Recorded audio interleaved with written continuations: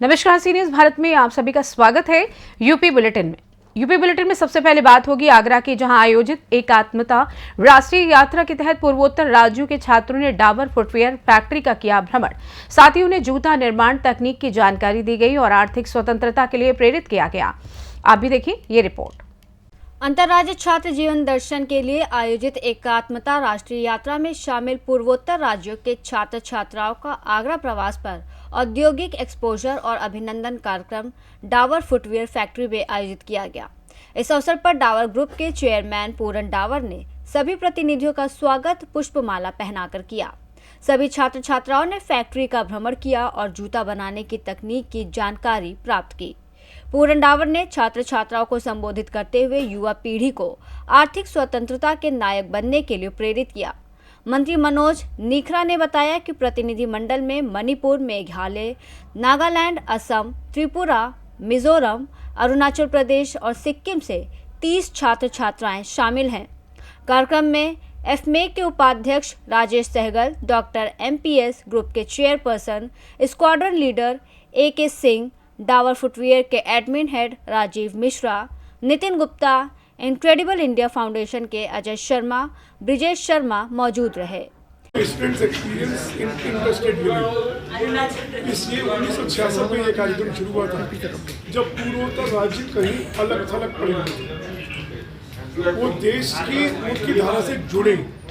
ये प्रयास 1966 से किए गए और इसका बीड़ा अखिल भारतीय विद्यार्थी परिषद स्टूडेंट्स ग्रुप ने उठाया और ये उसके तहत इस वर्ष 437 स्टूडेंट्स वहाँ से निकले हैं। उनमें से 28 का आगमन आगरा हुआ। कुछ लोग आगरा में हैं, कुछ लोग गुजरात में हैं, कुछ लोग दिल्ली में हैं, कुछ लोग उत्तरांचल में हैं। अलग अलग प्रदेशों में ये 30-30, 35-35 के बैचेस को भेजा जाता है। उनको ये सभी बच्चे होटल में नहीं रहते, घरों में रहते हैं। ये सबके घरों में उस घर का कल्चर देखते हैं, उसका घर का कल्चर कैसा है। ये दो बच्चे हर घर में रहते हैं जैसे अपने परिवार में रह रहे हैं। उनको पारिवारिक एटमॉस्फेयर मिलता है यहाँ पर। और उसके साथ जो बच्चे हैं वो आगरा भ्रमण के लिए आए हुए के माध्यम से कार्यक्रम हो रहा है।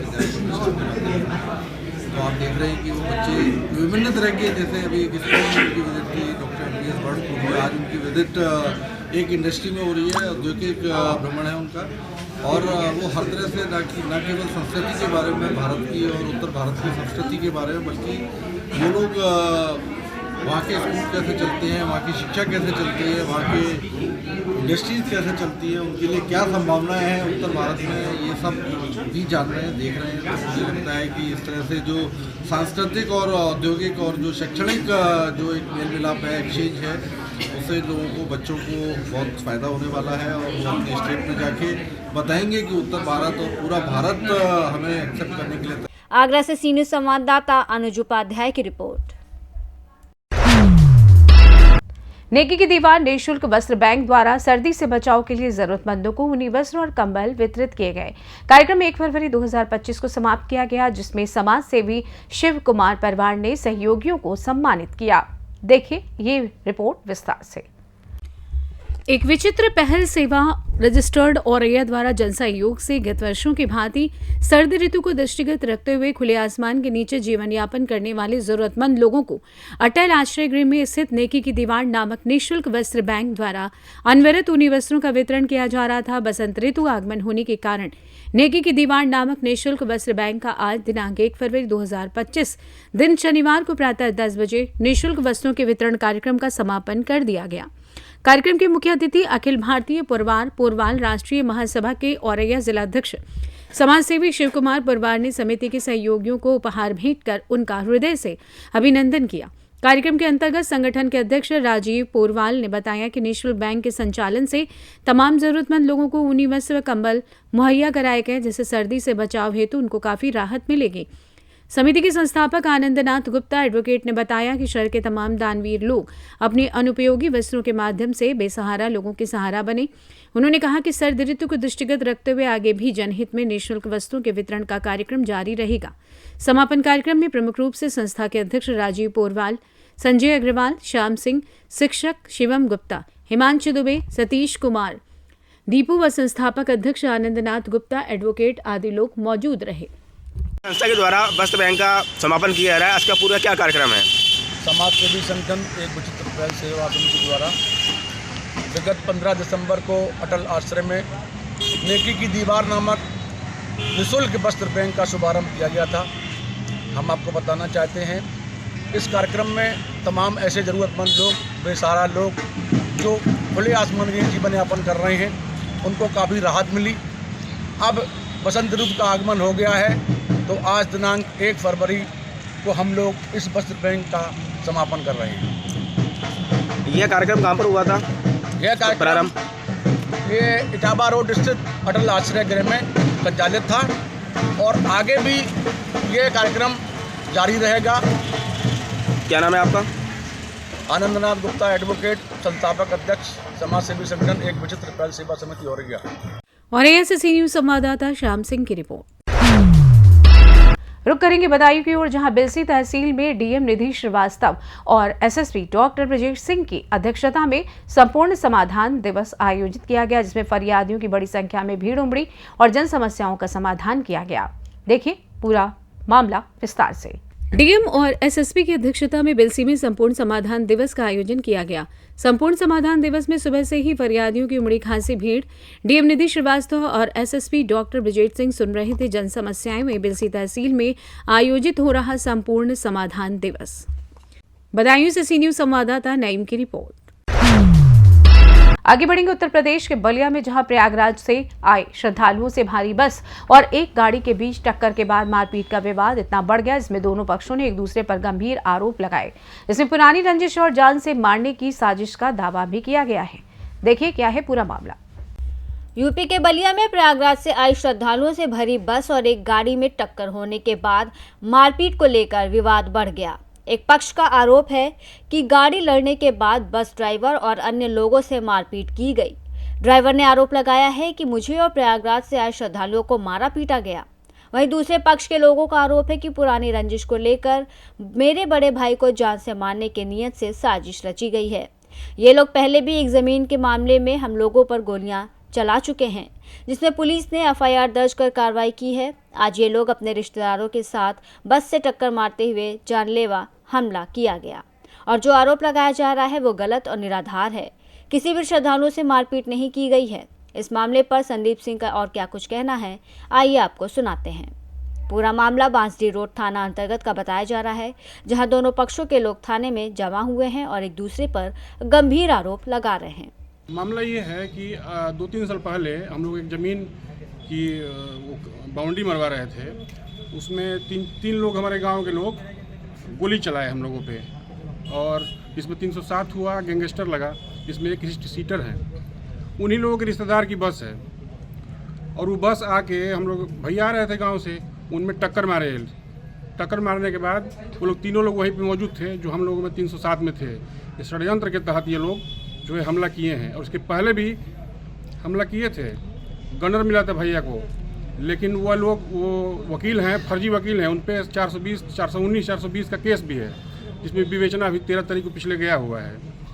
और वही वहाँ पे अपना दबदबा बना के और 307 का केस बिल्कुल कार्रवाई बंद है और ये चाह रहे हैं किसी भी तरह इनको मरवा दें और गनर हटवा लिए हम लोगों के यहाँ से जी। गनर भी हटवा लिए और हम लोग बहुत त्रस्त हैं इन लोगों से जी। आज क्या हुआ?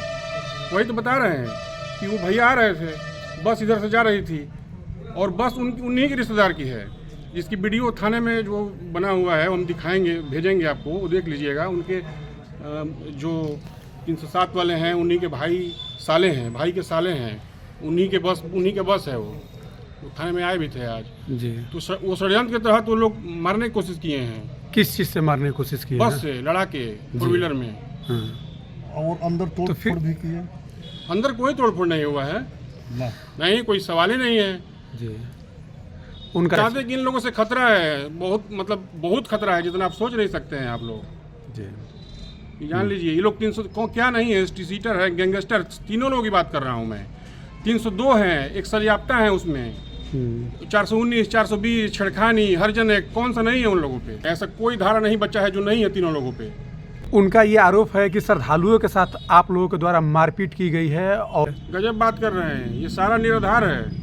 और वो श्रद्धालु उनके वो लोग वहाँ पे हम लोग उतरवाए थे और हम ही लोग ई रिक्शा करवा के उधर से भिजवाए रिक्शा, वहाँ डर के मारे हम लोग उनके यहाँ नहीं गए क्योंकि वो लोग वहाँ पे थे। ई रिक्शा हम लोग भिजवाए हैं और श्रद्धालु वहाँ से अपने घर गए हैं। श्रद्धालु को पकड़ के जबरदस्ती कहवा रहे थे कि ये हुआ है वो हुआ है, सब दिख रहा है। बलिया से सी न्यूज़ संवाददाता आनंद दुबे की रिपोर्ट। आगे बढ़ेंगे फतेहपुर की ओर, जहां मोहलिया गांव में मदरसे में हुए कव्वाली कार्यक्रम में इंटरनेशनल कव्वाल शरीफ परवाज और सनम वारसी के बीच हुआ मुकाबला। इसमें भारी भीड़ जुटी और आपसी भाईचारे का संदेश देने वाले दिलकश कलाम पेश किए गए। देखिए ये मामला।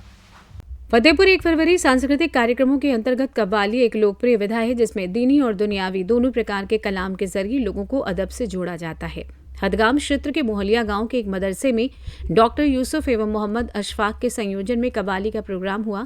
इसमें इंटरनेशनल कव्वाल शरीफ परवाज एवं जाने माने फनकार सनम वारसी के बीच कव्वाली का मुकाबला हुआ। कार्यक्रम में भारी भीड़ जुटी, पुलिस प्रशासन भी मौजूद रहा। कव्वाली के प्रोग्राम में आपसी भाईचारे का संदेश देते हुए दिलकश कलाम पेश किए गए। आयोजकों ने फनकारों के साथ साथ पुलिस प्रशासन तथा प्रेस के लोगों का सम्मान किया।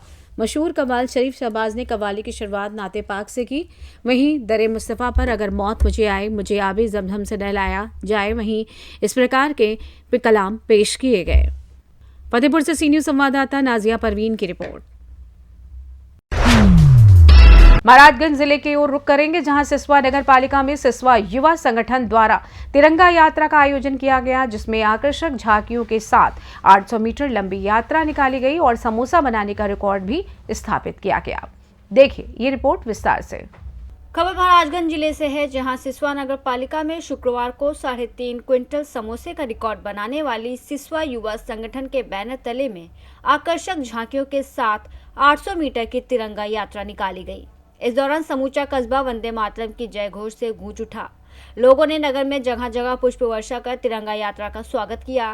केन यूनियन कार्यालय परिसर में नगर पालिका अध्यक्ष प्रतिनिधि गिरिजेश जायसवाल, आरपीआईसी स्कूल के निदेशक doctor Pankaj Tiwari, Saint Joseph senior secondary school के निदेशक जोसेफ द्वारा दीप प्रज्वलित कर कार्यक्रम का शुभारंभ किया गया।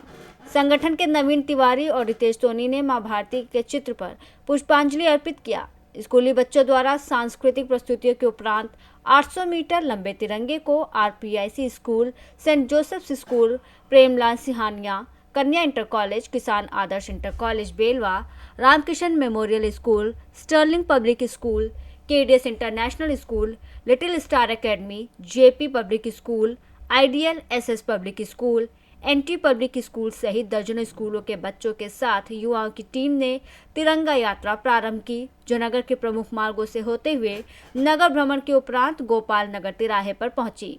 यात्रा के दौरान राष्ट्र प्रेम की भावना से ओतप्रोत देशभक्ति गीत और लघु एकांकी लोक को आकर्षित कर रहे थे। साथ ही जगह जगह नगरवासी अभिनंदन करते हुए तिरंगे को सलामी दे रहे थे। यात्रा में देवेंद्र शुक्ला, विवेक चौरसिया, जितेंद्र सोनी, संजय सिंह, राकेश शर्मा, संतोष कुमार आदि शामिल रहे। है आपके संगठन का? हमारे संगठन का नाम सिसवा युवा संगठन है और मेरा नाम नवीन तिवारी है।